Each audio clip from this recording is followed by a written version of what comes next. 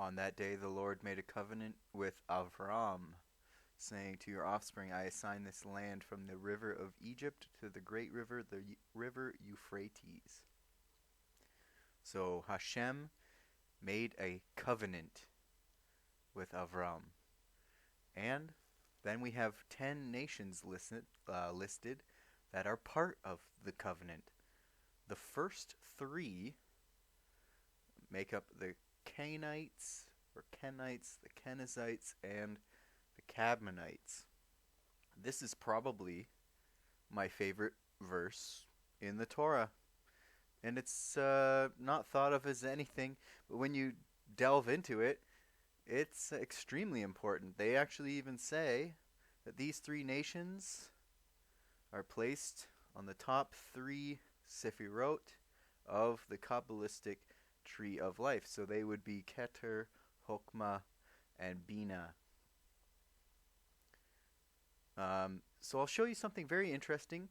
These are also let's say, the elite of the Gentiles, the elite Noahides in the Torah. So I'll take the value of this verse, which is 1771, and you can see that you'll find 1771 612 times in the entire Hebrew Bible. So you can find this value 612 times. 612 is the value of the word brit, or covenant. Like we said, on that day the Lord made a covenant with Avram, and then you have 10 nations listed. The first three being these are part of the covenant.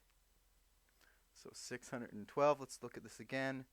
The value of the verse is found 612 times. 612 is the value of the word covenant.